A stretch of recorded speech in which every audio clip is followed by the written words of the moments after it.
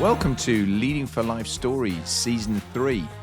I'm Bob Judson, I'm the host for this podcast, and I'm absolutely delighted to have you here joining me.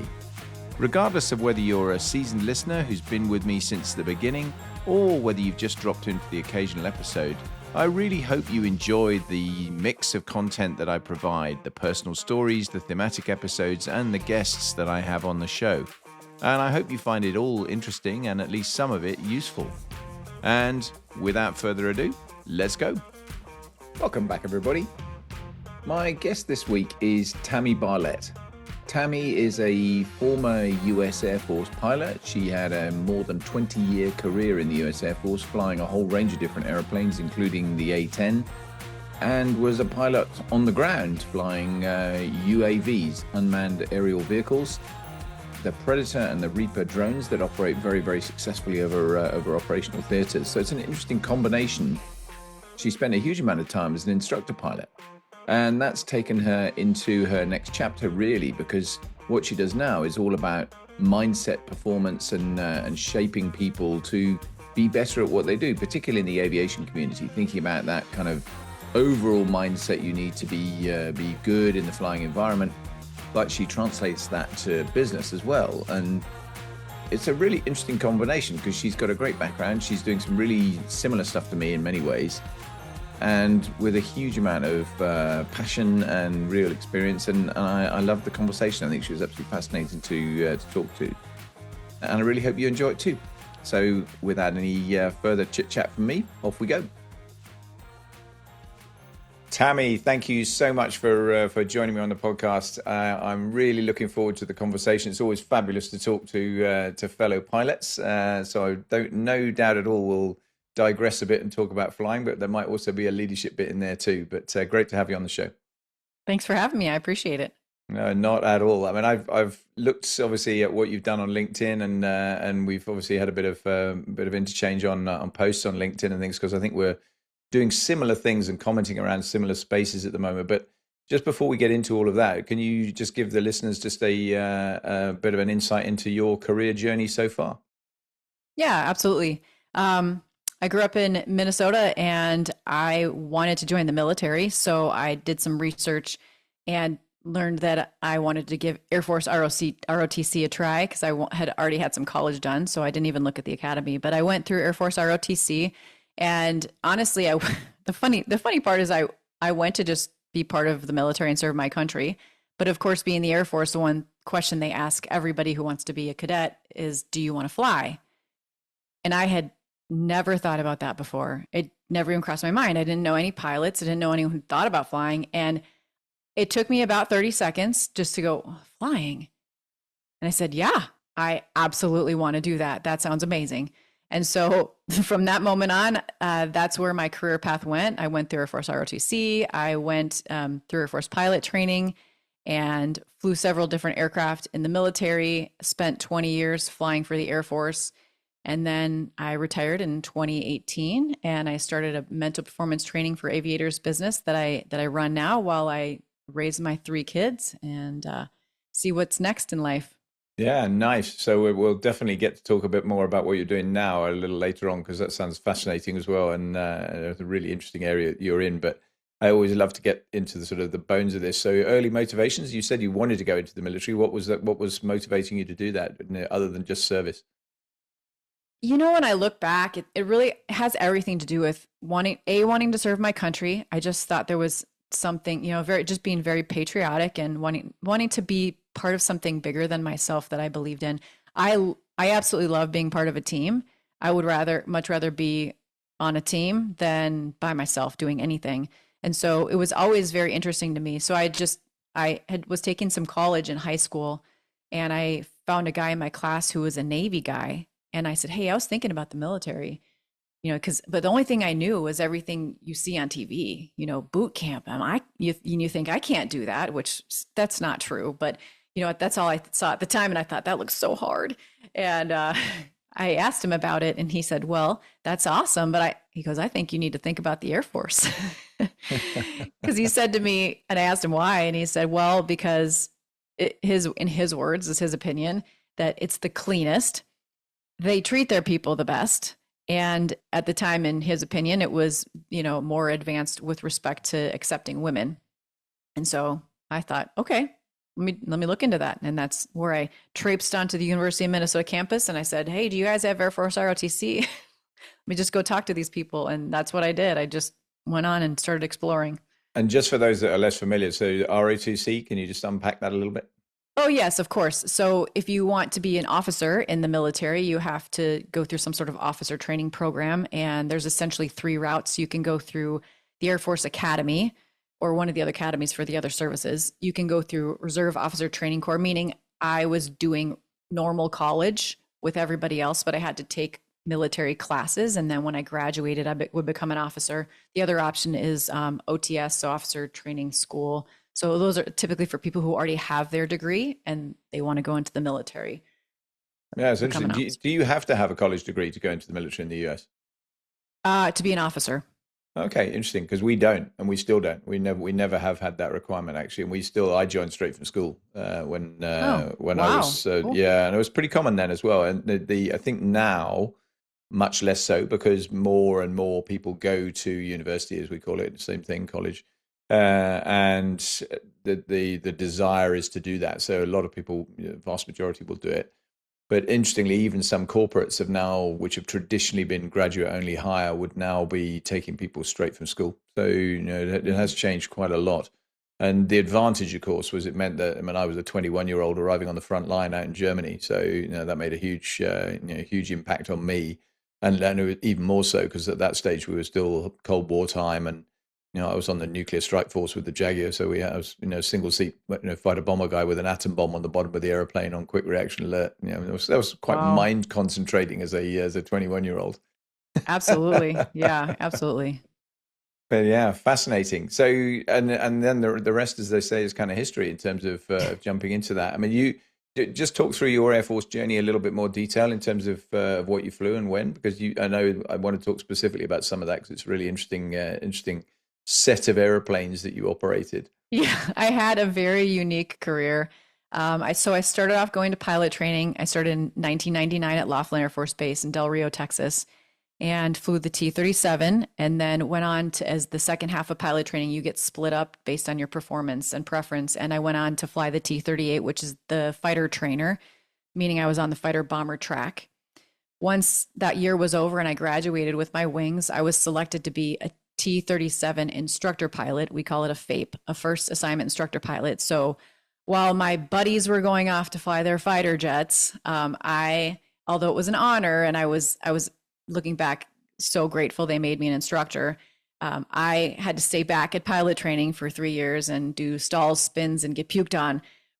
But I loved it. Not the puking on part, but I just loved teaching. That's where I learned that I loved to teach. And being that I was so new to aviation, it was really a brilliant, whether it was intentional or not, but brilliant move on the Air Force's part to just give me a little more exposure to aviation before I jumped into fighters. Because after my T-37 instructor assignment, I went on to fly the A10, which was phenomenal. I went Tucson, Korea, back to Tucson, but then unfortunately due to an aircraft injury, I had cervical spine reconstruction. So I transitioned into flying unmanned platforms. So remotely piloted aircraft, most people would call them drones.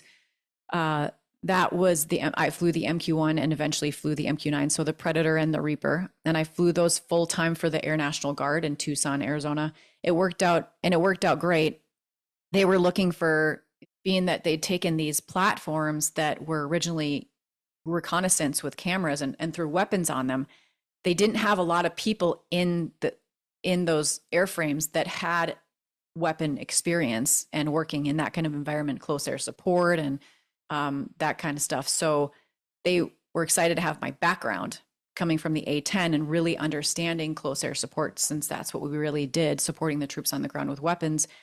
So I went into that platform, and it was great because that's when I was getting married and having children. So that worked out. And there's a unique story that's tied to my first pregnancy. It was kind of funny. We can get to later if you'd like to.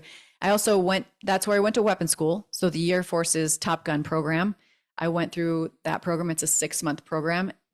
It was absolutely one of the most difficult things I've ever done in my whole life. Wouldn't take it back, but I don't know if I'd do it again. Incredible experience. Then I wanted to get back into the high performance aircraft environment. So I got an exception to policy for my spinal surgery. And for the last 6 years, 6+ years of my career, I was a full-time reservist as a T-38 instructor pilot back at Laughlin Air Force Base in Del Rio, Texas. So I started and ended my career in the same exact place. Nice. Yeah, and how in terms of the instructional thing, I mean, you bookended your career with that then by the sounds of it, really, with the first assignment and then going back on your kind of your last assignment, but with quite different airplanes doing the doing kind of each end of the flying training system, I suppose, the basic stuff to then the advanced bit. Well, we have a similar process actually. We call it creamed off qualified flying instructors. So and usually it's one or two people a course maximum that they'll take to go and do that. And the good thing this side is that you end up pretty much with your choice of where you want to go downstream when you finished your assignment as a flying instructor. And I don't know whether it was the same for you and you then had the option to go to the A10, but we'll come to the A10 bit. But I'm really interested in what you saw from an instructional point of view, the difference between those two things, not least in terms of your own experience, because clearly you'd done a lot of stuff between those two tours. What's your question? The difference between like instructing basic and then instructing in like the T-30? Is that what your question? Yeah, and how you saw the change between them in terms of you're now going back as a completely different level of experience as an instructor, Right. and whether that made much difference to you. Yeah.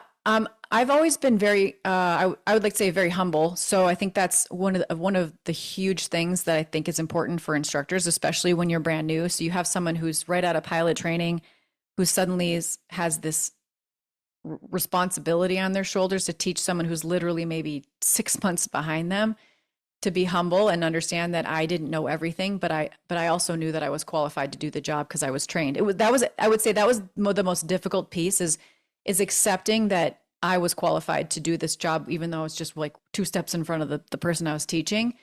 But I had trust in the system, trust in the Air Force, in the choices that they made to put me there, and the training that they put me through was pretty. It's pretty long. It was 4 months.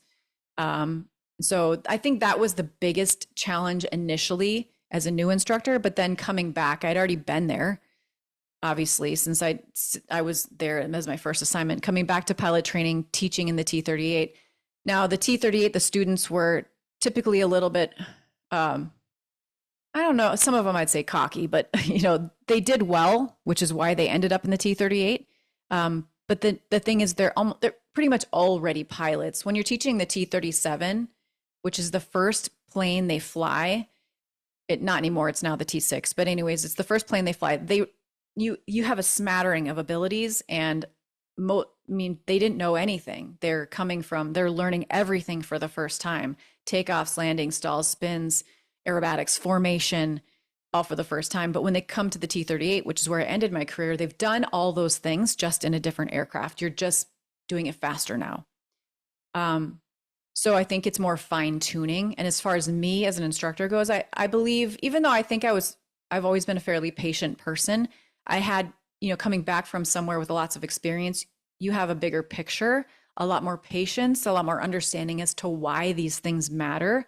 And because when I was a new instructor, I didn't always understand, why are we doing some of these things? We don't even do this in, the real Air Force, if you will.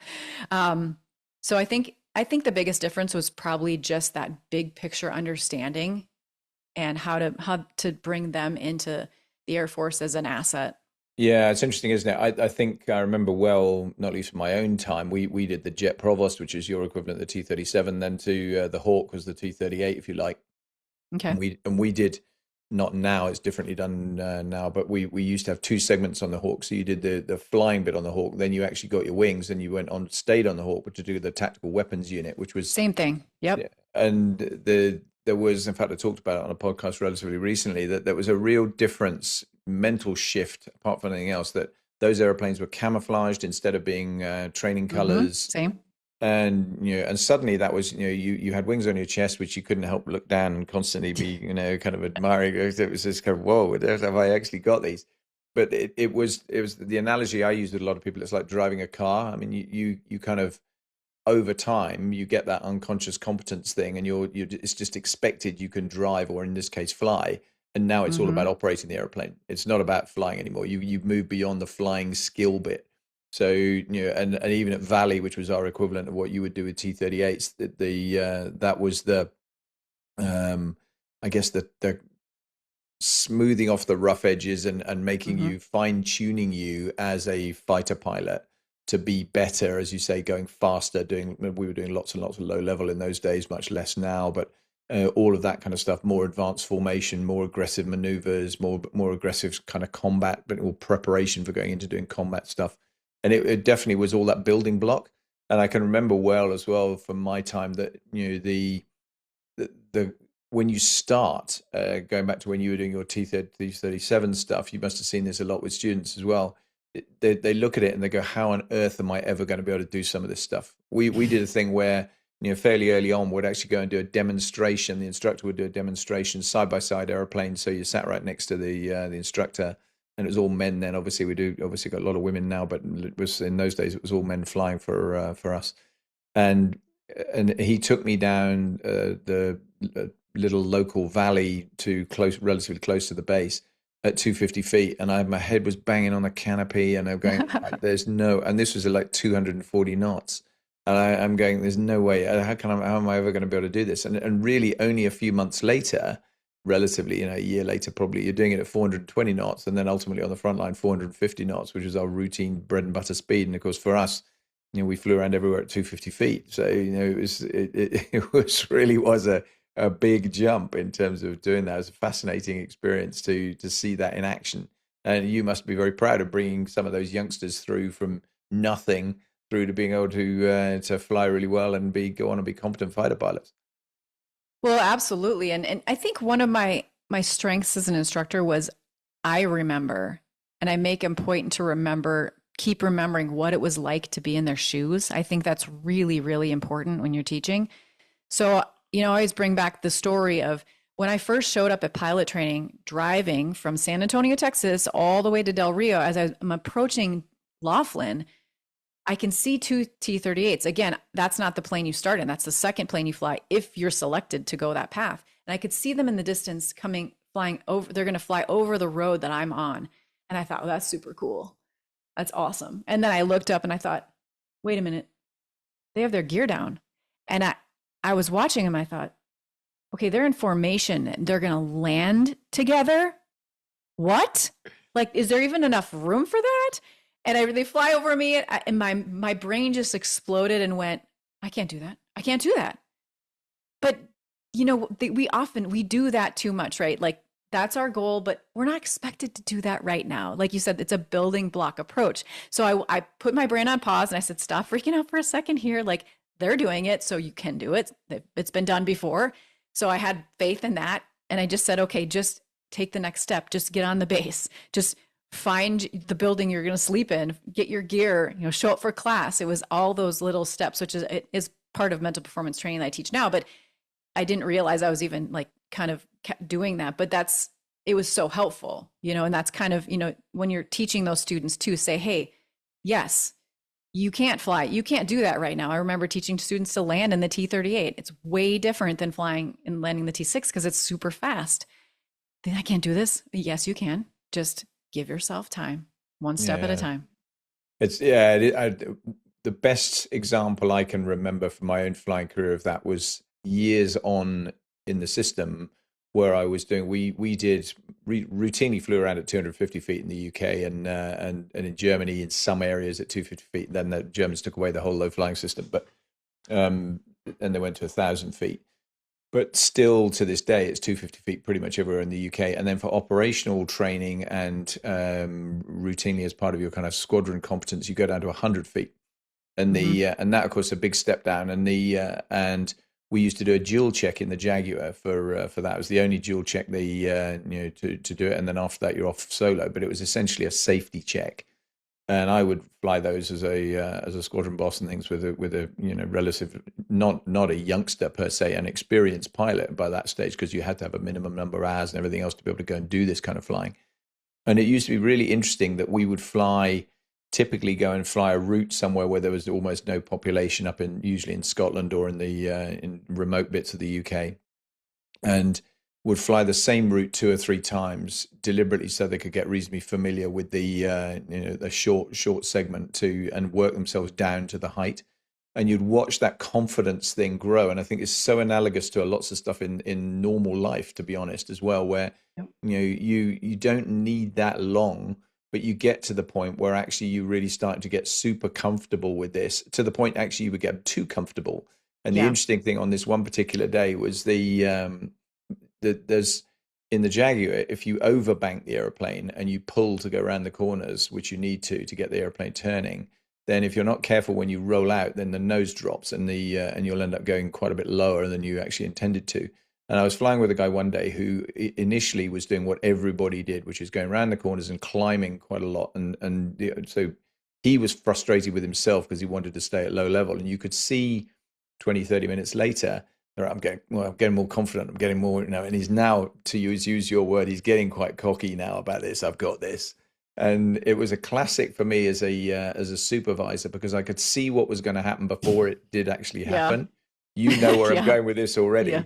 And and sure enough, we go into this turn. He overbanks it to hold it really tight and keep it. I'm tracking around at 100 feet, and of course, then when he rolls out, the nose drops, and and we're now suddenly down at 70 feet, low height warners screaming. And I all the time I was following through on the controls. But I deliberately left it because the learning point for him was so much stronger as a result of him having made that mistake himself. If I'd taken control off him too early, then I think he would never have learned that. And I think that's one of the other features of this, isn't it? I'm sure you must have seen similar stuff many times, because I never did instructional, basic instructional or advanced instructional flying. Other than going through as a student, I was just ended up staying on the front line. But you'll have seen that dozens of times, I'm sure, with students' progression, right? Absolutely. And it's important to determine, not only for the safety of the flight, where do you take it? If you can let them learn from the experience, that's great. It takes a lot of patience. A lot of instructors want to take it too early. They want to talk too much. You have to let them learn on their own. And one of the best things I heard instructors say to me once is, I don't instruct flying. I fly alongside while they learn how to fly, or fly along with them as they learn how to fly. And I mean, that's not 100% true, because you are instructing, but there is a lot of they have to experience it. They have to feel it. And then that balance, though, as an instructor, where can you safely take it? You can't let it get too far. So that's the difficulty as an instructor too. And then sometimes, in my opinion, there's occasions where, you maybe don't want them to learn the lesson that way because their confidence is in the trash right now. So you don't want them to make a ton of mistakes. So you maybe save them from some of those mistakes so they can see they can do it. But in the example you shared, absolutely, I think that's a super powerful lesson, and they won't forget it. And that's the best way to learn sometimes, as long as your safety net was still there. And it was. That's awesome. It's a great example. I mean, I use interesting you mentioned safety nets, because I talk about that all the time with the leadership training I do these days, where I say to people in the corporate setting, you've got to take the safety net away from people that work for you. If you constantly leave them in a position where they're feeling they can always refer stuff up to you and get it cross-checked by you, and or you're going to micromanage them and look after what they're doing anyway, they don't learn. Because they'll always be basically feeling that, well, he's going to change it anyway, so why do I need to put too much effort in? Where actually, if you let them fly, literally in this case, and say, right, no safety net, guess what? They learn a lot more and they get much better much more quickly. They do. And in the case of the business and leadership stuff you're talking about, is that if you take that safety net away, you'll see some pretty phenomenal things that you're like, hey, I didn't even think about that. And look what they just did. That's awesome. So 100%. That's where, when it comes to, leadership, I like to say, sometimes people don't give parameters because they think that's micromanaging. But as a leader, you always need to give, here's the start point, here's the end state, and here's the parameters you need to work within. If you start telling them how to get from A to B, now you're micromanaging, but you have to at least set the expectations of where's the destination and what's the limits they need to work within. That's not micromanaging. That's great leadership. Yeah, we talked a lot about mission command as the way we described that, and essentially it was exactly that. Tell them what you want done, not how to do it, and and you'd give them a box, and the box could vary in size. You could have a very small box if it's somebody who didn't have the skills and the experience, or you could have a huge box if they you knew that they could basically work to almost without any further guidance, and you just let them get on with it. And I think that is such an important thing, particularly for, I think, leaders almost in any world developing as they go up. They need to have that feeling of they're genuinely being empowered. And you need, as a more senior leader, you need to do the empowering because you need to free up yourself. If you just carry on doing everything you ever did before, then guess what? You don't have the bandwidth, and that's not that helpful. So yeah, fascinating. Hey, I want to take you back to the cockpit though for a minute, because you flew the amazing A10, which, I for those who are less familiar with this, I'm looking forward to you telling some stories about this. But the I, by the way, I hadn't forgotten. I do want to come back to the pregnancy thing with the when you're on the UAV. Well, it's after the A10 anyways. Yeah, so that we'll come back to that. But the A10, of course, is an airplane that was quite literally built around a gun.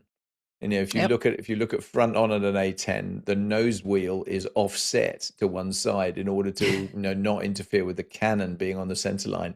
And it's got a 30 millimeter huge cannon, which was just, well, we had a 30 millimeter cannon in the Jaguar, but our shells looked pathetic compared to the A10s.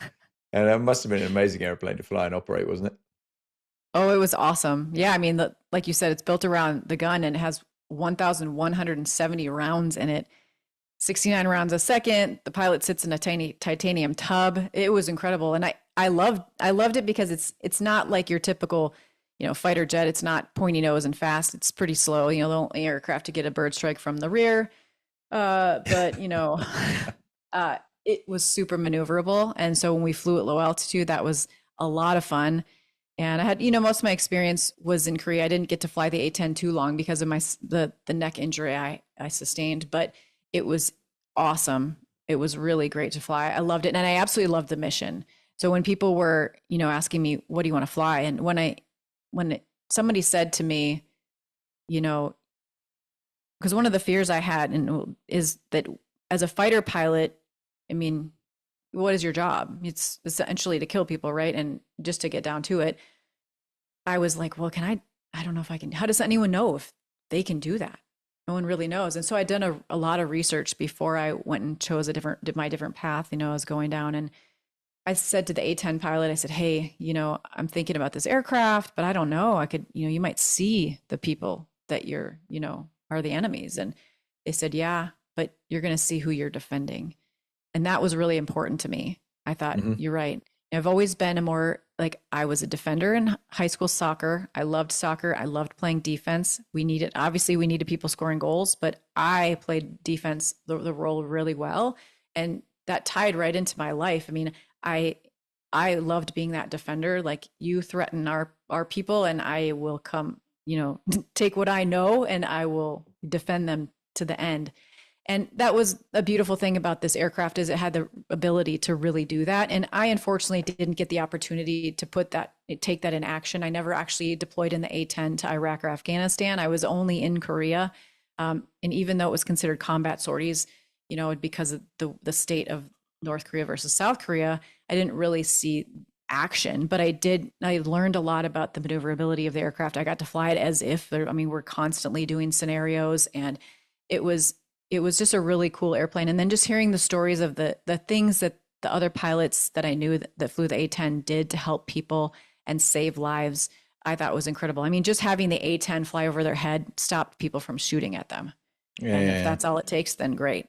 No, that is powerful as well. And that's a really good analogy, actually, when you talk about the defense thing, because it is one of the questions, certainly for us going through even officers and aircrew selection right at the very beginning. They do stick that in front of you. You're going to be in a position where you're going to be, dropping bombs, firing firing bullets, shooting missiles and killing people. And when we were doing nuclear stuff as well, and obviously it was, that was also part of that question set. And you did have to be absolutely steeled for that was the job, even though that's obviously nobody goes in this to be a warmonger. You're very much in the right. We're there to hopefully preserve peace rather than anything else. But it was a clear requirement. And I can remember operationally, I did a lot of flying over Iraq, not in the Gulf Wars, actually in the no-fly zone times, and also over Bosnia. In Bosnia, in particular, we were doing a mixture of close air support sorties and reconnaissance sorties, but quite often we were doing show of force work over the top of troops, literally to scare them to turn around and go, right, you need to stop messing around down here, or we're going to pay you a bit more attention than you want. And it Yeah. really did make a big difference. And it was really quite sobering a couple of times. I remember talking to guys on the ground on the radio who were desperate for that kind of help, and it was really very, very satisfying to be able to provide it, because you knew you were to properly playing defense in that sense, and able to really make a big difference to them. How did you find that transition then? Because this is another really interesting area for me, because you're as you said, you had a pretty unique career. We have quite a lot of remotely piloted air system pilots now, Yep. many of whom, not all, but many of whom go there directly, and or come from other worlds into there rather than coming through actual airborne cockpits. Hmm. And there's a mixture now. There are people who do both, but it must have been quite different for you getting out of a cockpit, going to do the both the Predator and the Reaper. And I'm interested in your kind of reflections on that experience as to how it felt, because one of the things that's been discussed a lot on my side of the Atlantic is there is a real PTSD thing for some remotely piloted air system crews, where they're sitting there studying pattern of life for absolutely ages on targets that they're then ultimately prosecuting and potentially destroying, and that it gives them a different perspective to the one where you're flying around at however many thousand feet above them, and dropping something without having had that kind of almost personal relationship. I know it sounds ridiculous to say it, but it that's the analogy that's been put to me a few times by people. How did you feel with all of that? Yeah, well, transition wise, starting with that, it was interesting because as going through pilot training, we used to make jokes like when we get our assignments, people are like, "Oh, you're gonna get a UAV," like, haha, like, and thinking that will never be me, right? I'm beyond that, and I wouldn't do that. And it's funny because when the opportunity came up, it made the most sense. With my spine surgery, I can still fly. I have this knowledge of this environment that they could use in this unmanned platform with the experience of close air support. And now they're being used as close air support, systems. So the transition for me was, as far as accepting it, and I don't know if that was part of your question at all. I feel like it kind of was, going from fighter pilot to sitting in this box in the ground where I'm not airborne. That part was hard. I mean, yeah, your ego takes a little bit of a hit, but it's not about my ego. It's about the mission, and it's about what I can do to help others. And when I take on something, no matter what it is, if it's my new role, I don't do anything halfway. There's no point in that. So I poured everything into it, and that's why I ended up going to weapons school. Um, but as far as the mission and accepting like the difference between being above them and looking at them, that it is an interesting question you pose. And for me, because when I was that instructor pilot in my first assignment, I thought about it. I told you I did some research, like what platform should I fly and why, and can I handle? I processed. I literally went and talked to a chaplain. I talked to friends. I talked to people who'd done it because I wanted to get as much information as I can. I'd really thought through it, and so I was in a different place. The sensor operators sitting next to me, who were a lot of times younger, or some of the younger pilots who hadn't flown other aircraft, maybe hadn't thought about that as thoroughly as I had, because there were definitely situations where we saw things. And there was a situation where I dropped a weapon. I came in the next day. The after action report was there, and I needed to do some work. And somebody told me to open up a folder, and probably didn't need to open that folder. It was like the photos of the after action of, probably don't need that in our brains. But at the same time, for me, I was like, well, I mean, I'd accepted that this was part of what I was doing. So it was challenging. And at the time, because I flew them back in 2006 through 11, there wasn't a lot of psychological support. No one had really thoroughly thought through what people would be dealing with, and that maybe we'd have these 18-year-olds just came from high school and now they're dealing with this and looking at this. Because I do remember taking a shot once and thinking, oh my gosh, that's someone's kid. Like, I know that they're a bad guy, but where I'm still human. There was that processing happening at the same time. But they have a lot more support now, and they're addressing those issues. So people aren't so much taking out, targets and then going home to kiss their baby. And that's what I would do, right? I mean, I literally was flying a mission in combat mentally, right? And then 2 hours later, I'm at home with my newborn. it's kind of weird. So, but I think there's a lot more support now. We had a very similar thing actually when the Kosovo mission was going on, because at that stage it didn't affect me, but at the that stage we had guys flying the Tornado as a major ground attack platform, flying from one of our bases in Germany, and go literally, have breakfast with the family, go in and plan the mission, and then fly that night and go and do the mission, go back home and go home, which was just weird because we just don't do that. I mean, even in a long time back, go back to the sort of Second World War time, there were very few people who did that because they would still be on base and working on base all the time and living on base. And maybe occasionally we get a 48-hour pass or something to go home. But that was definitely a bit odd for the people that were doing that. I think they found it quite strange to have that weird kind of dislocation. And it's also difficult, obviously, for your family, because at the end of the day, and I think it was always pretty tough on some of the out of area assignments I've done, where you're going away for a long period of time, and particularly people with young children found it very hard that the kids grow up a lot while they're away, particularly if they're at formative times of their lives and that sort of thing. But at least you can, as the away team, as it were, you can focus on what you're doing and you kind of exclude all else.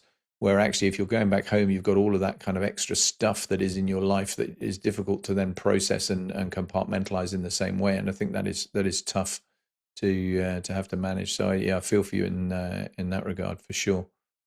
I mean, I was grateful that every night I got to spend in my own bed, and there's a lot of benefits to it. It just, at the time, they hadn't addressed how to manage that very well. And being that my husband, and he's border patrol, he kind of in the similar field, right?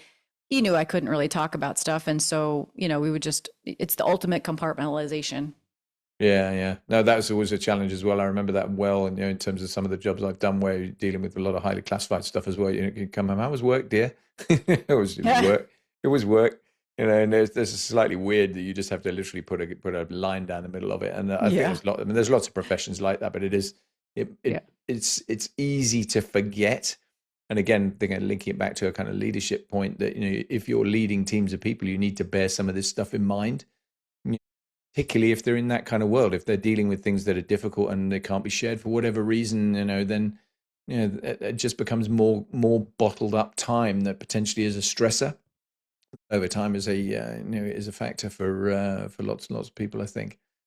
That's sort of a pretty decent segue actually into leadership more generally, because you've gone through an Air Force career where you've transitioned from being a first assignment instructor pilot, and through then obviously a bunch of different things, becoming more experienced, more senior in the Air Force, adopting more leadership roles almost by osmosis as you go through, because just that's what happens. Yeah. I'm just interested in your perspectives on leadership in terms of what you saw in other people to some extent, but also how you changed yourself and what you felt how you started out and the mistakes you made and how you finished and onto that and got where were you as a leader by the time you got to the end of all of that, and where are you now, because obviously what you're doing now.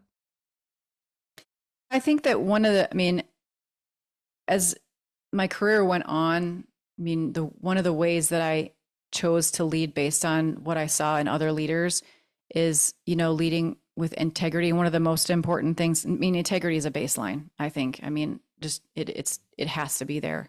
But I think that empathy is extremely important in trying to understand your people individually, not get in their business necessarily, but understand that they're all different, unique people, and you need to look at them like that, and because a lot of us, we forget that our experience is unique to us. I know that almost sounds ridiculous, because when you say it out loud, that's how it is. We have our own experiences. But the best thing I can compare it to is, when you're a kid and your family, let's say, celebrates Christmas a certain way, you want to open one gift on Christmas Eve, and then Christmas morning, all how you do this. And you think that everybody does it the same way, right? And so when we compare that into like leadership or life, you kind of think that everyone has the same experience as you do, but they don't. We have to keep reminding ourselves that people have different experiences, and we have to respect and try and understand where are they coming from and what are their challenges, because their challenges may not be the same as mine. And I think that comes out in teaching too. So, when I'm instructing somebody, which is, a leadership role, right? it's important that I don't just assume that things are easy for me are easy for them. Because some things that are really hard for me are super easy for my buddy, and I don't get it. I'm like, how do you like takeoff and landing data? It just makes my mind go, like, but but it's easy for other people, right? And so we have to be really respectful of our people and their strengths and getting to know them, and holding them accountable. I think that's Yeah. the final piece is accountability. And accountability can be so difficult. But I feel like if you set the expectations, make it very clear, and you hold people accountable on a regular basis, it's just an expected thing. So I think a lot of times the accountability piece is the thing that puts it all together and makes it work.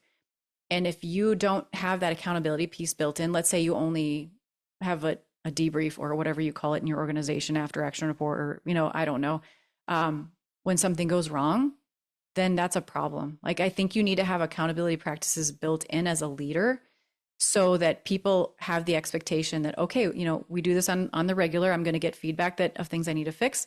But it also means as a leader, when I have these regular accountability practices, that I have more opportunity to pat people on the back when they do things right.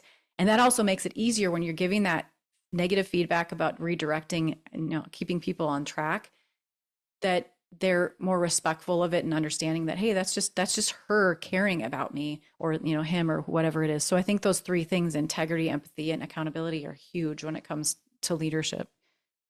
Yeah, I totally agree. Some great points in there. I think I know Cujo Teschner as well, and of course, he wrote Debrief to Win, and I'm a big believer in the whole debrief thing, because that's just part of our culture, isn't it? I mean, we create the space and time to do that, and I think it is incredibly powerful if you do it well, and incredibly poorly done in an awful lot of corporate organizations. I just don't think that the instinct is you jump from one thing straight to the next thing. Don't bother turning around and reviewing it. Don't take the good points, the bad points, the any other points along the way.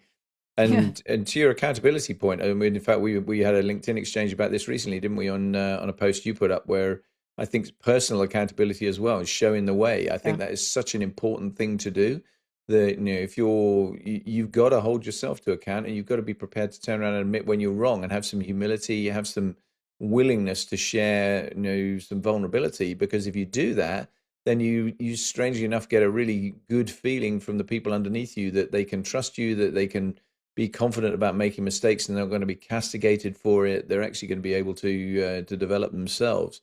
And again, it's something that I think I see pockets of brilliance of this, but I see also some terrible practices as well, where blame cultures creep in, or just a kind of there's a institutional inertia that I guess shuts people down, and where you've got too much of a hierarchical culture and those sorts of things that just mean that I can't possibly do that. That's going to be the end of my career if I own up to that kind of thing, and that's a disaster. I mean, you need to work to create the kind of genuine openings, I think, for people to feel that they can be clear about where there are learning points from stuff.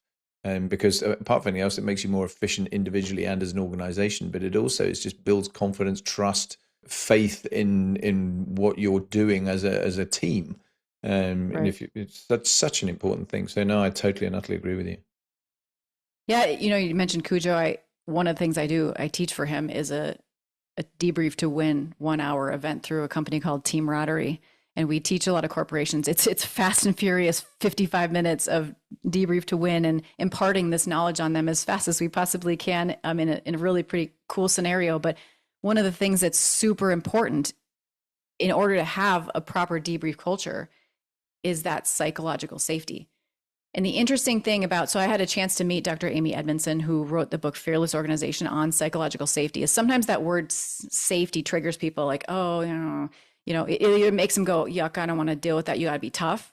Or people take it the other direction, where if there's any moment they don't feel comfortable, they're like, oh, it's not psychologically safe. That is not true. And she actually came out with a paper after, if you look it up in the Harvard, like a short paper, explaining that psychological safety does not equate to comfort. It means that you can be candid. The C it doesn't apply is comfort. The C's that do apply are curiosity and candor. So meaning it's an environment where I feel comfortable to ask questions and don't feel judged. And then I can be candid and honest with what is going on so that we can get to the whole truth. And again, don't feel judged for it. But it doesn't mean it's going to be comfortable. And so, and the other point I want to make is, you talk about how difficult it can be to create this culture of accountability. I think it is so important that we debrief, because think about it in the fighter pilot world. So I go off and I have my brief. So the brief, the plan, the brief, the flight. If I do not get my debrief, even though it's more comfortable to walk away and be like, oh, I don't get to talk about things I did wrong.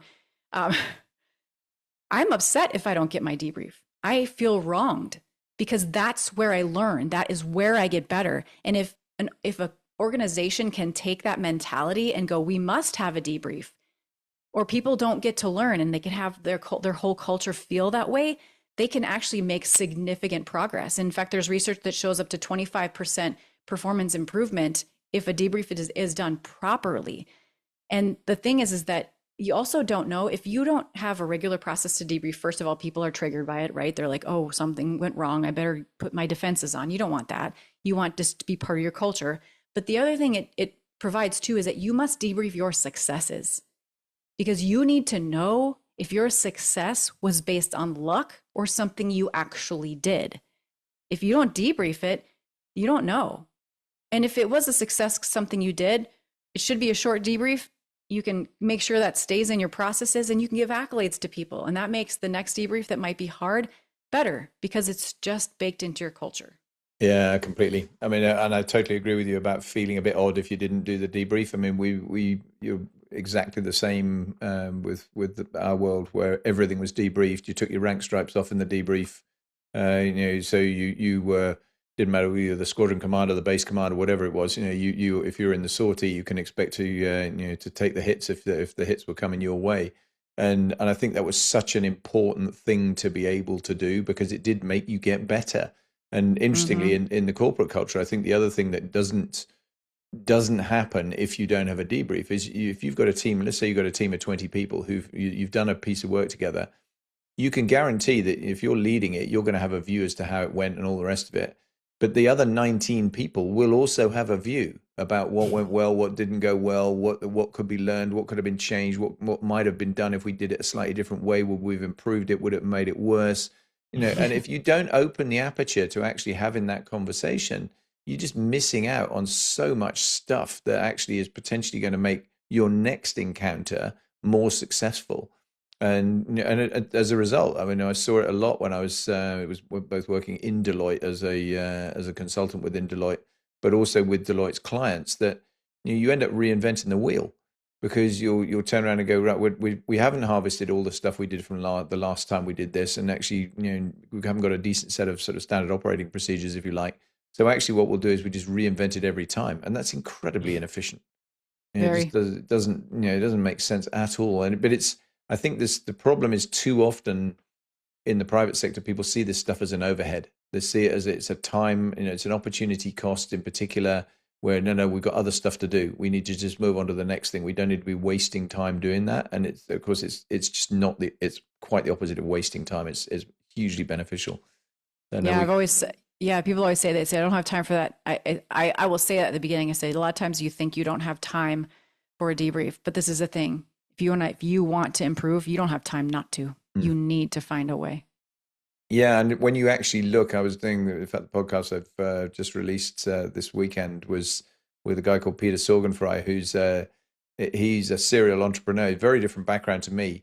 But we actually had an amazingly great conversation where we talked about this stuff for hours. And we were a 2-hour podcast, I think, because we just had so much common ground and the things that we were agreeing on in the leadership space around some of this stuff. And his point about time was, often, if you look at senior people, they're back to back to back with meetings. When you go, which meetings are actually valuable? What are you doing in those meetings?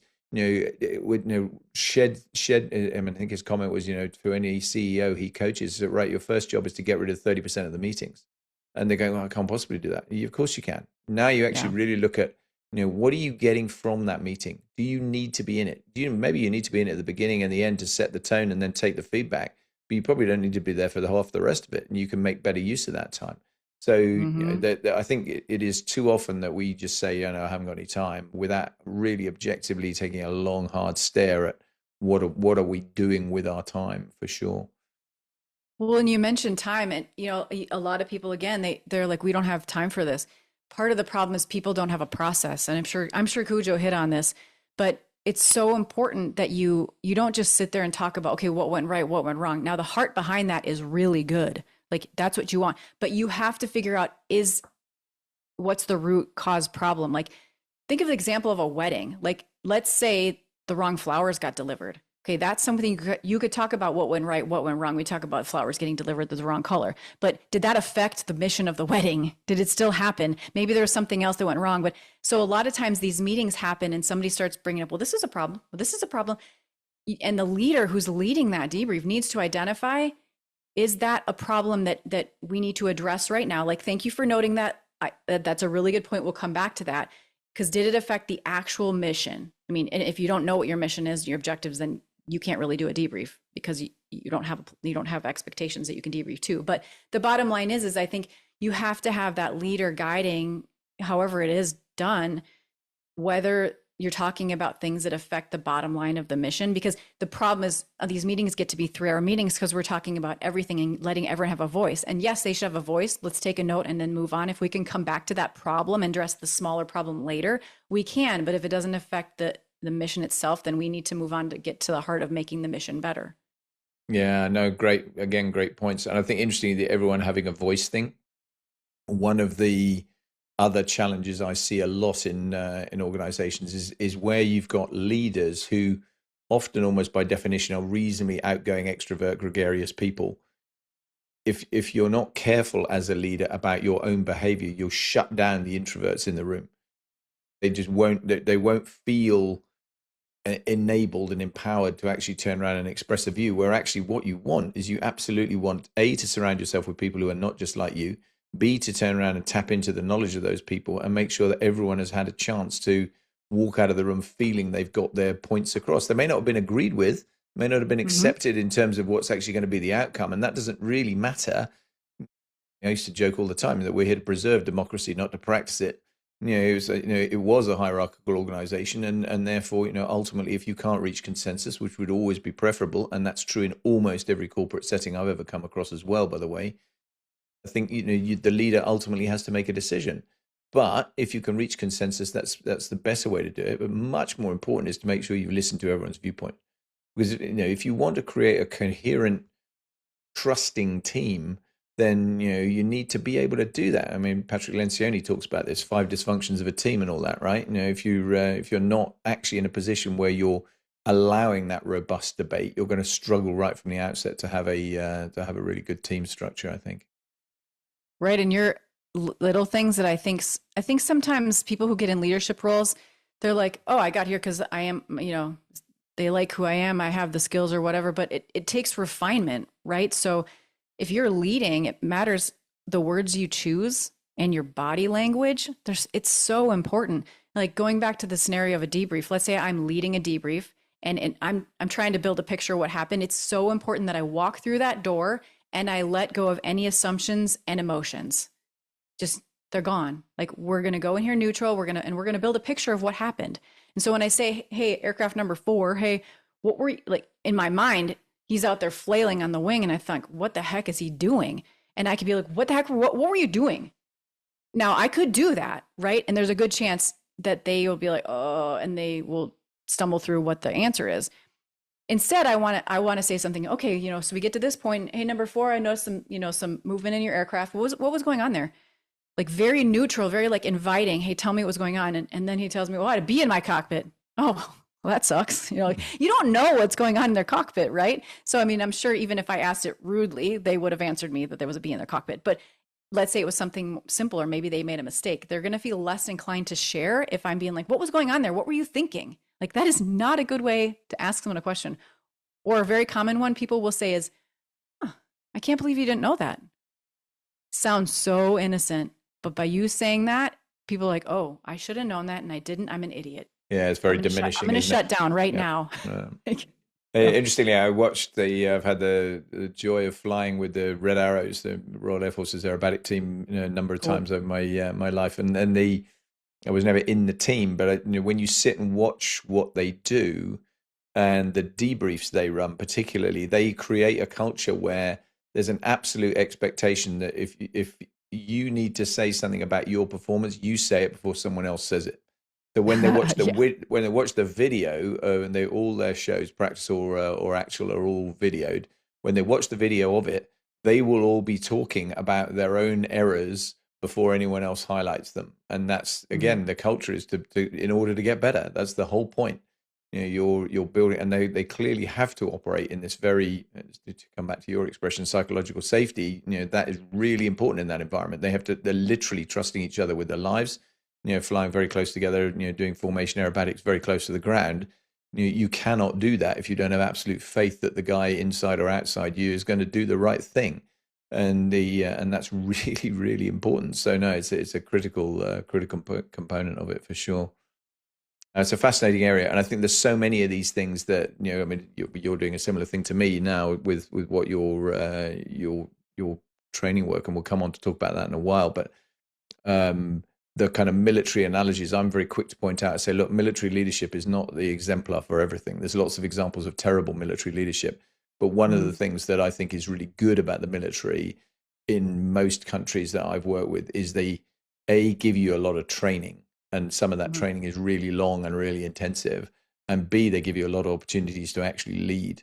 Whereas there are far too many organizations that I work with nowadays who they don't really get any leadership training. Right. If they do, it's just by luck, or most of it's osmosis. It's you've suddenly landed yourself in a leadership position. Well, just crack on then. Well, okay, great. But That actually drives me giving, crazy. yeah, but giving people some help makes a difference, right? If you want to make better leaders, guess what? You need, and even people who are naturally quite gifted at it benefit from the help. Mhm. Yeah, you must see. Absolutely. Yeah, I mean, I get the sense I'm preaching to the choir here to some extent, right? You're seeing the Well, I same mean, thing. when I first got out of the military and I was providing some guidance to some, like one story in particular is a business who has it was a gym, and they were struggling with their like supervisors, first level managers, I would say. And I said, okay, well, where's your continuity binder? Where's your training? They're like, oh, we just do on the job training. I'm like, okay, so you looked at them and said, you teach this fitness class really well and everyone loves you and you do great. So we're going to make you a leader.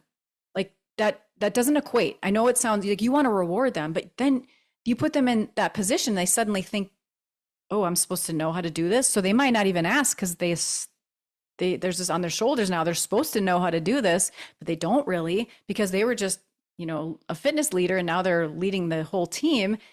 It was kind of funny to me that they didn't see. I'm like, no, you need to provide them some training. It's not the same. Like, I'm glad you believe their abilities are great, but show them how to do it. Yeah, no, you're so right. I mean, and that's exactly what I see a lot of the time as well. And I think the danger as well, if that's your position, then the default setting you have is you fall back on what you know. So you start micromanaging your own area of expertise and not focusing on all the other stuff. And Right. and the bigger, I tend to say to people a lot, leadership's a journey you're never going to complete. You're going to be on this till the day you draw your last breath, because ultimately you can always learn more.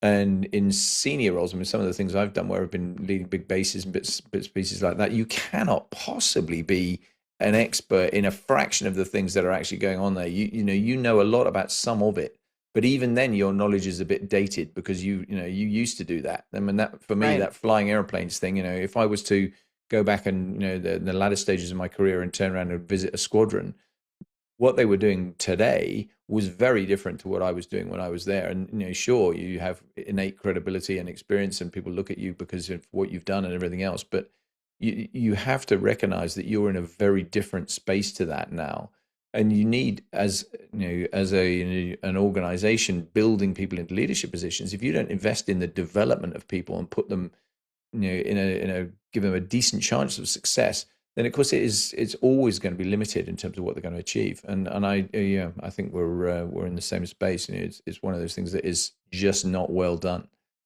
Yeah. Hey, I'm going to bring it back to you for a minute, though. I think I didn't get to your story about your first pregnancy and your drone pilot time and the or UAV pilot time. So we've got to get to that. And B, I'm really interested in your kind of reflections as you look back across your whole career. If you were providing advice to yourself now, what would it be? Um, Looking back, what I would wish I could tell myself is that I need to tap into my own strengths and recognize my own strengths and not try and be someone else. I think that I end up comparing myself to other people and thinking they were doing well and I needed to do what they did or be like them. And again, we're going back to the whole thing that sounds silly. We're all unique. It sounds silly when I say it. Of course we are. But I think sometimes when we're in the position of doing something like as a group in pilot training, we're all doing the same thing, right? There's this ideal that we have in our mind that we're supposed to be. Well, yeah, I mean, there's things we need to accomplish, but the how you do that you need to, I think I just needed to tap into my own strengths and not try to be someone else and understand that my journey was unique and it was okay. If I didn't do something as good as everyone else, I'd probably do something else better. I just, I find that looking back, I just didn't give myself the credit. And I think that happens a lot. And that's why I teach what I teach now is people don't give themselves the credit because they're looking at all the things that they aren't doing as good as everybody else, or maybe they're doing wrong and not remembering the things that they do well. Yeah, no, brilliant. And just before we get into what you do now, what was the pregnancy story? Oh, it can be turned into a leadership lesson. So when I was flying, one of the reasons I went into flying unmanned, the timing of it was really well. Obviously, the cervical spine reconstruction happened.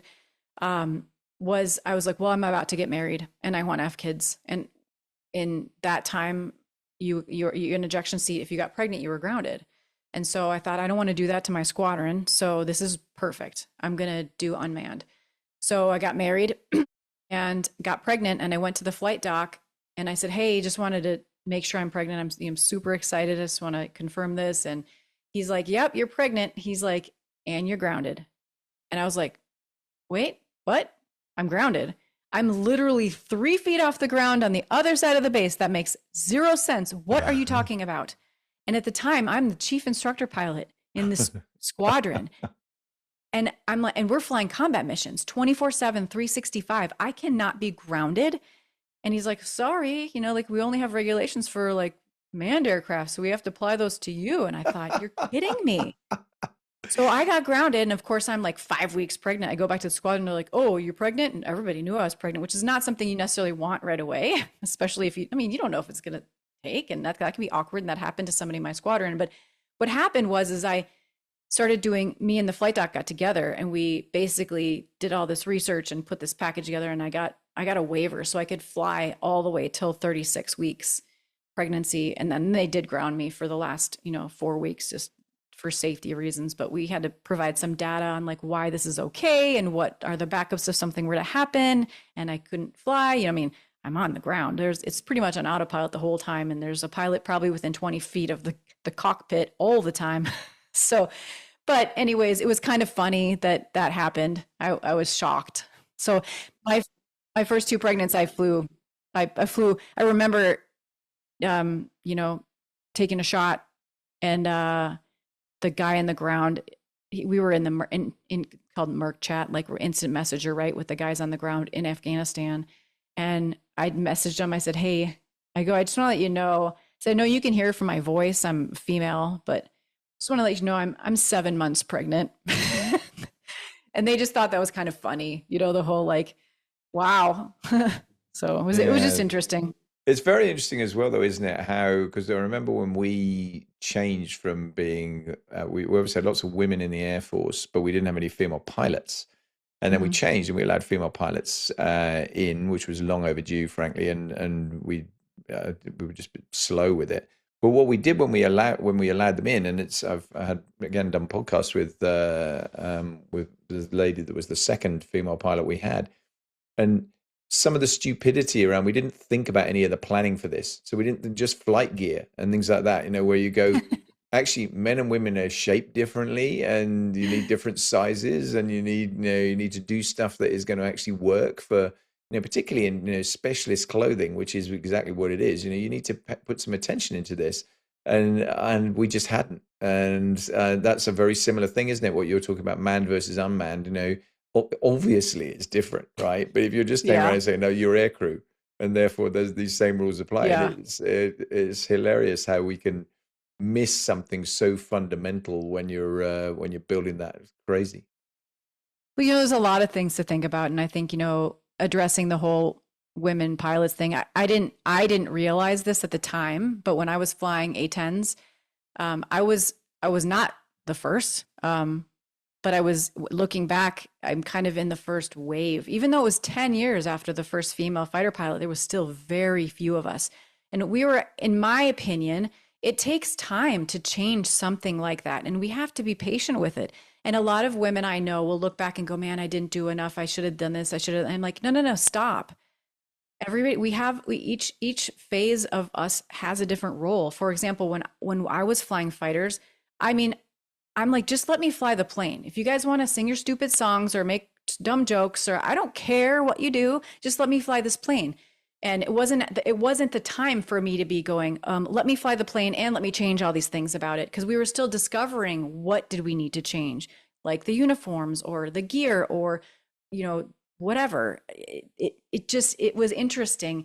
And to me, they always ask me, how did you get treated? And I said, well, I got treated really well. I mean, the environment was still a very masculine environment, and there are moments I morphed and I shouldn't have done that, but there are also moments that I was just like, you guys just do your thing. And slowly over time, things changed.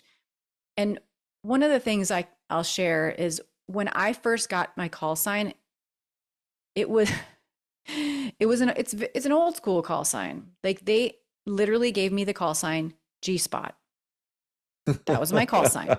And I share this story because it tells where we were and where we came. Yeah. Now, when they gave me this call sign, it was not because they didn't like me. It was actually the opposite. They're like, oh, she's cool. She won't care. She thinks it's funny. It was a flying story. Like, it was funny. It was okay around the squadron. I think a good test to find out if it's a good call sign is if you can tell your grandma or your kids. You're like, can you tell them and it's not going to be okay? So they probably shouldn't have done it, looking back, even them. But over time, things changed, right? So when I went back, I think 10 years later, to a squadron I was talking to, they're like, oh, what's your call sign? I'm like, well, what is it or what was it? So they'll say both. And I said, well, it was originally G-spot. And they're like, what? The reactions are like, they named you that? And I said, yes, but you got to understand. Time. Yeah. It takes time. And the way I like to equate it is like a rejoin in formation.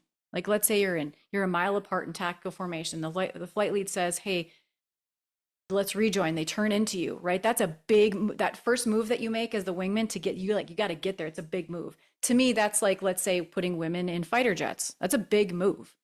But if you keep that angle off, that airspeed difference, you're going to just.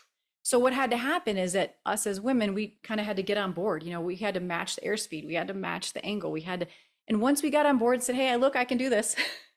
Now we can go, okay, you have the lead and go crazy and do other things. But it takes time. And that's just how all of this is. And I think we need to be patient with it. Not that we shouldn't try and keep changing things for the better, but let's not be so hard on everyone and those who came before us. They weren't trying to be jerks. I mean, not all of them, some of them maybe, but Yeah, it's a great story. And actually, interestingly, I had a conversation not that long ago in a kind of training environment where we were talking about this whole DE&I kind of push that pretty much every organization is on, and with good reason, because there's a lot of stuff to do. And I made the point that I said, look, it's all great that we're on this journey and we're making good progress and there's lots of things that are happening, but you also do need to take a look back at how far it has come. Mm-hmm. And I gave the point, I made the point to them. I said, when I joined the Air Force, which, okay, it's a long time ago in their lives, it's before all of them were born in the room in terms of participants. But I said, at that stage, being gay was not only, you didn't chuck people out, we put them in jail, and then we threw them out. Being female, if you got, we didn't have female aircrew, but if you fell pregnant, that was it. You were out of the service and there was no way back. There was no maternity leave come back again. And you look at that now and you think, how on earth did we get in that position where that was, that was kind of what, and but that's just what happened. And now, Yeah. of course, we've, thank goodness, got to an awful lot better place. But your rejoin analogy is exactly the right one, because it takes time to really finesse some of this stuff. And so there is stuff that inevitably is still going on. I think that's a really great way of putting it. On call signs, just for a funny story, I had an American exchange officer on my squadron when I was commanding a Jaguar squadron. And I mean, in my LinkedIn post that you and I exchanged on, he's the guy that I nearly collided with. And he'd come to us. He wasn't explicit about his call sign when he arrived, but he very quickly got christened Buzz, like Buzz Lightyear, because he looked like Buzz Lightyear. He really did. Had Okay. that kind of really kind of steely look and very clean cut impression. And at the end of his tour, he was really, really hoping that he was going to be able to take Buzz back as his new call sign, going back into the USAF, because we then discovered that his call sign was actually Slushy, because he wasn't quite ice. And anyway,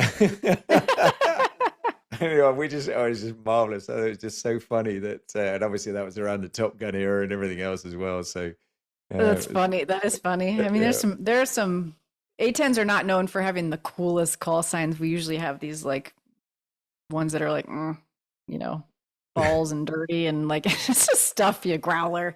I don't know, but we're not blade and laser like the F-16 pilots. Yeah, we don't tend to do it at all, really. I mean, there are bits of the Air Force that do it, but it's not a thing for us at all. We didn't have the same thing. Yeah. Highs and lows is always a piece I talk about. And you've had an amazingly diverse career in terms of what you've done over time. What's the high point?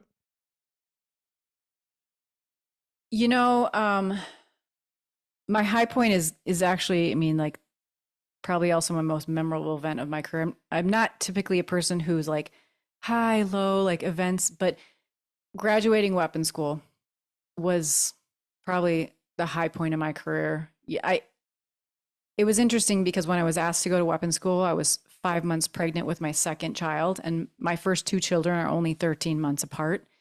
So at first I was like, and I tell the story in my keynote, but I was like, whatever, like almost said F no immediately, because I was like, that's insane. And me, weapons school, like I had serious imposter syndrome, but I didn't. I was wise enough to keep my mouth shut initially and just go soak it all in, right? Let's think about this. And I went home and told my husband, and he was like, wait, what? Are you kidding? You have to go. You can't turn down an opportunity to go to Top Gun. And I thought, what? Are you serious? Like it's 6 months long and we're going to have an 18-month-old and a 3-month-old. And you're okay with me going to weapons school for 6 months. And he's like, we'll figure it out, and he taught me lots of lessons. I mean, and so I'll do it. And it was the most difficult thing I've ever done. And it's interesting because I would never have made it through weapons school if I went for the actual patch. Like when you graduate, you get a patch that you wear the rest of your career, and your actual Air Force specialization code gets tagged with you're a weapons school graduate. Like it's known on paper when they see it. And if I was going for my ego, I would have never made it through.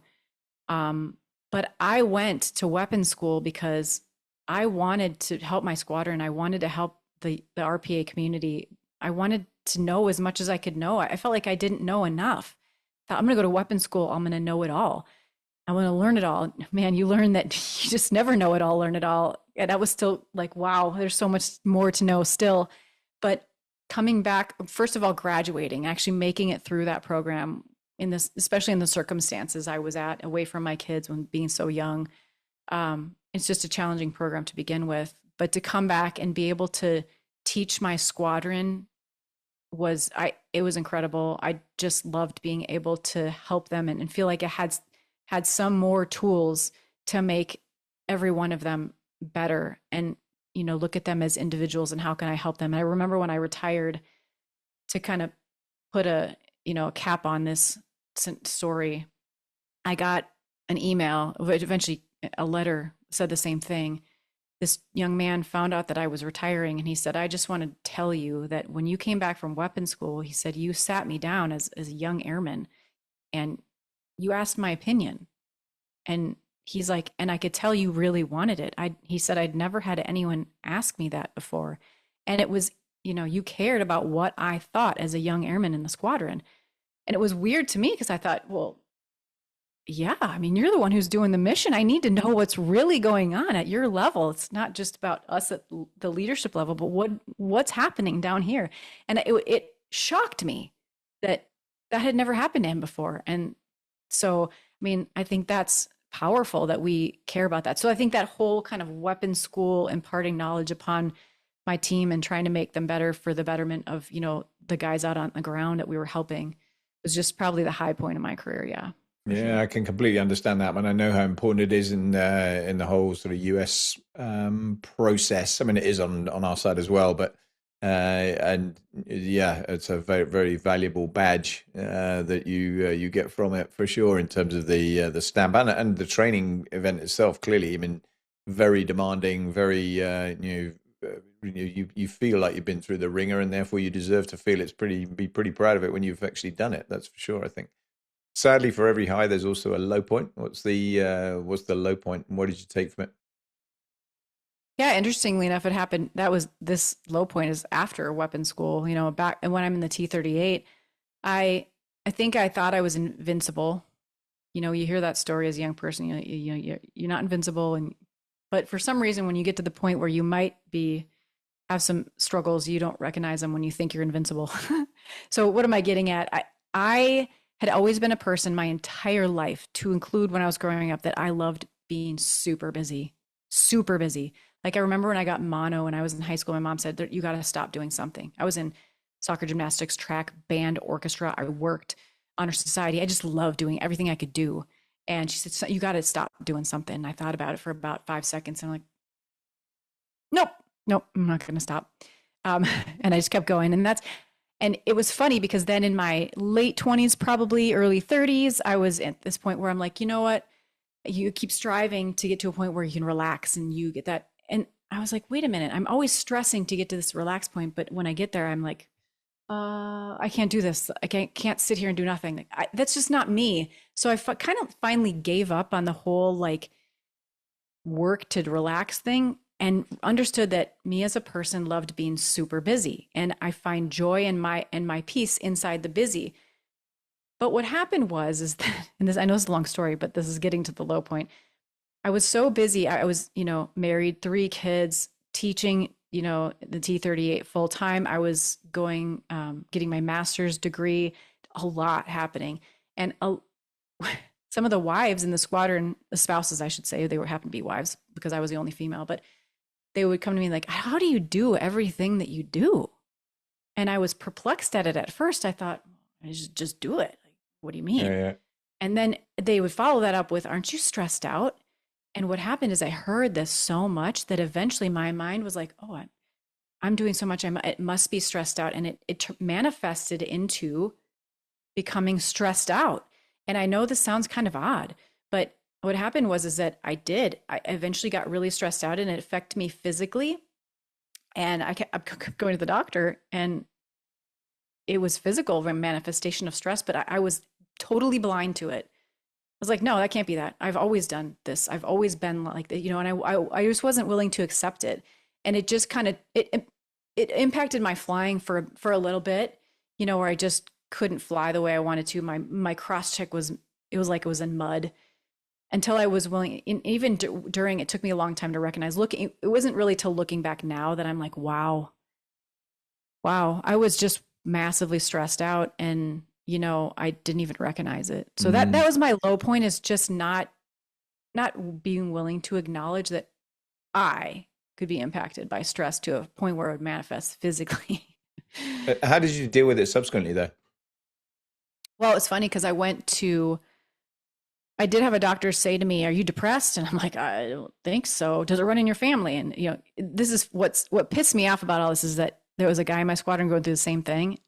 They didn't ask him any of those questions. They sent him to all these doctors. But to me, they sent me to the psychologist. And I went to the psychologist. I said, fine, I don't care. Send me the psychologist. Like, I'm not opposed to like getting any help. If I need it, I need it. And he goes, you're not depressed. He goes, you are stressed. He goes, I'm getting stressed out listening to you just talk about what you're doing. And so basically, I got some help, and Yeah, I mean, I wasn't opposed to that. There was nothing I didn't get diagnosed with anything. I just Did it change needed your to. sort of behavior subsequently? Did you adopt some Yeah, different strategies? actually, and this leads to, like how do you deal with how do you manage all this stuff, all these roles, all this. I think for me, what I had to do is kind of go back to my old self, my that I love being busy, and instead of labeling my busyness as I must be stressed because I do so much and nobody else does all this stuff because other people do, but I had it. What I decided to do, because again, I didn't want to get rid of stuff. I loved my life. I had to consciously accept that I loved my life the way it was, and I needed to find my peace and happiness inside the things I was already doing.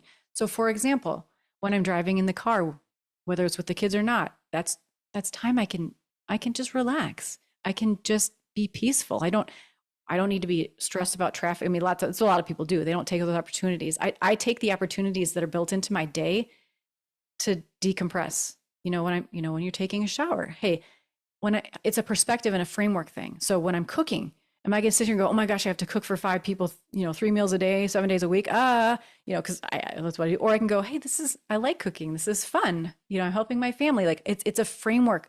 And so I either could let go of something, like get rid of something in my life and make more space, or I could shift my perspective. And that's ultimately what I did. I found those places inside my day, already inside my world, where I could be more relaxed, accept that, this life is pretty great, and take a minute or two to breathe and just, keep on going and using those moments instead of trying to create more time in my day and, you know, my meditation room or whatever. Like meditation's good, but I'm just saying, like I didn't try and cut something out. I just shifted my perspective.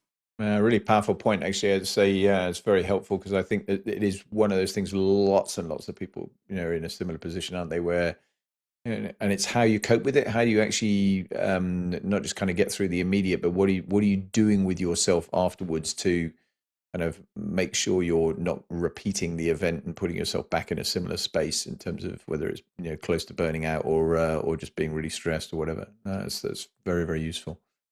Well, I like to say that self-awareness is a superpower. And I mean, you got to know yourself, and a lot of people avoid trying to know themselves, but when you notice what are your triggers and what are your first reactions, and so if you to things that are going wrong, so you can catch them early and go, wait, oh, I need to fix something. Yeah. Self-awareness is absolutely key. I couldn't agree more. I think, and just absolutely key to emotional intelligence as well. If you're not properly self-aware, that's a real challenge. Yeah. Really, really, really interesting. I want to loop back just before we get to the kind of last couple of questions.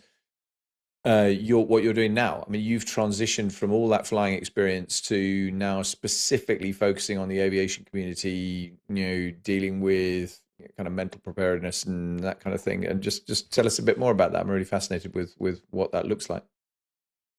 Yeah, well, when I was instructing, especially the last 6 years of my career, I realized that I couldn't really teach someone how to fly very well if they were in their own head. And that's part of the aviation game, not that it's a game, but you know what I mean. And I also realized, when I would brief the students, I would look at their grade book. I could see how they were doing academically. I could see how they were doing flying, but it was important that I observe them as a human being too, because their grade book is not the one that's flying. They're flying, and they're more than just their grade book. And so I would pay attention to where they were emotionally, mentally, what was going on, because it seriously affected how they would perform in the aircraft. And there's not a lot of time in the plane, and things happen really fast. So, and one of the things I like to say is you can't just pull over on a cloud. So you have to keep your mind in the game. And it's such a powerful thing.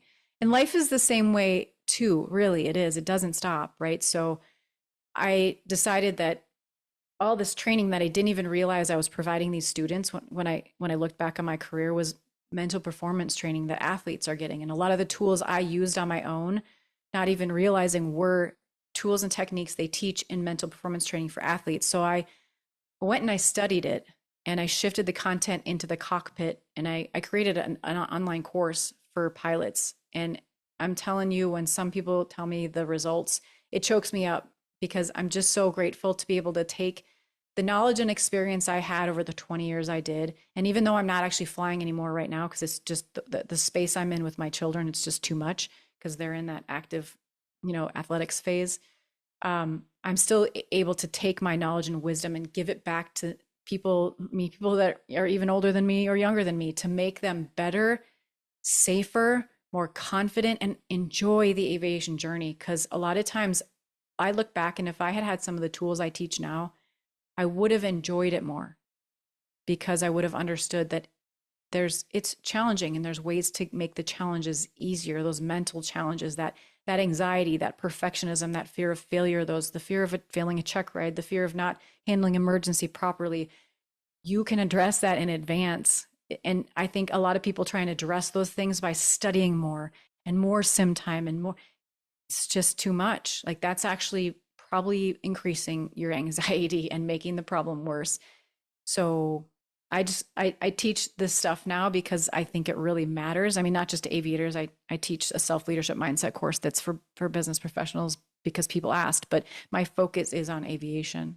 Yeah, I was just about to say that, actually, because it sounds to me like that's something that goes way beyond aviation. I mean, that clearly is applicable to everybody. So, good for you. That's fantastic. I mean, with your incredibly stressful life, what do you do to de-stress and relax?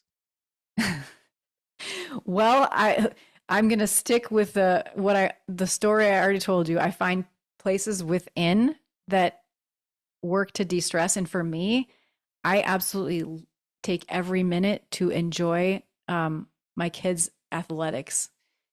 They're all high-level athletes for their age, and we go to a lot of sporting events. I spend a lot of time in the car, but I love the time in the car. I love watching them play their sports. I love helping them through the challenges of the sport. Like, I just, that's my relaxed time, like sitting there watching a gymnastics meet, or even hours at a track, or the football game where I'm worried my son's going to get hurt. That's my time for me. Even it doesn't sound like that to people, but it is. How old are the kids? 17, 16, and 11. Oh, wow. Okay. Yeah. Really exciting ages then for doing all of that stuff. Yeah. So you're the super fun. You're the proud mum on the touchline. I am. Yeah. I love it. It's fun. That's brilliant. Two last questions that I always ask people on these. You've answered the first one already, which was about memorable events, so I won't reprise it because obviously you talked about that with the weapons school. But the one that I always ask people, which usually flummoxes quite a lot of people, is what's the most difficult question you've ever been asked? Yeah, that is a hard question right there, right? I think for me, sometimes the hardest question is when people ask questions that can be triggering, like for others sometimes. And I brought it up today in this podcast, but like the whole, I've shot a weapon off of my aircraft and taken a life. Like that, when people ask me about that, I'm always like, do I want to share that? Because not everyone is okay receiving that. But it's, it's part of what the job was. And, we talked about it, but I think that for sure is a difficult question for me, because I'm a very empathetic person, and I'm always concerned about other people. And my thought is, well, is this going to be hard for them to hear? And then I don't like this about myself so much, but I worry about what other people think of me, which is a very common thing that a lot of us don't admit. But then I wonder, are they going to think less of me? But truly, does it really matter? So anyways, yeah, I would say that. Yeah, that's a good answer, actually. And I think, interestingly, pretty much everyone, I think, does actually worry at least a little bit about what other people think of you. And I mean, interestingly, in the military context, I think it's one of those questions that within the community anyway, certainly, my experience, we don't really ever talk about that stuff. We don't tend to talk about how many bombs you dropped, how many bullets you fired, how many people you shot. It's just not one of those things you do. You know that you're, and it's certainly when people ask me that, I tend to make that point. I say we don't really talk about that kind of stuff. I did a lot of operational flying over Iraq and Bosnia. The job involves stuff that perhaps is not savory to everybody, and so it's difficult. I think, and you're right. I mean, some people don't don't really get it. I think some people expect you to be glorifying in it, which is, I've never met anybody who's ever worn a uniform who does that. And luckily, because I think that would be a really flawed individual if they did that. But it's one of the tougher parts of the job that you hope you don't have to do that much. I mean, unfortunately, we're living in challenging geopolitical times. I mean, some of the podcasts I've done recently with people who are much more in the kind of geopolitical space, we've had these kind of discussions around.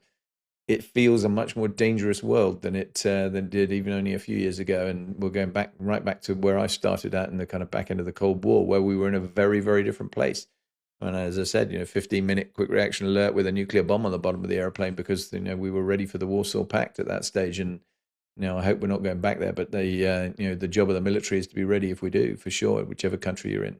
So, Tammy, you've been a star. It's been absolutely great. I knew it would be a really, really interesting conversation. We could most definitely have talked quite a lot longer because I would love to pick your brains about a bunch of other stuff. But thank you very, very much indeed. I really appreciate it. You're welcome. Thanks for having me. Not at all. Thank you. Pleasure is entirely mine.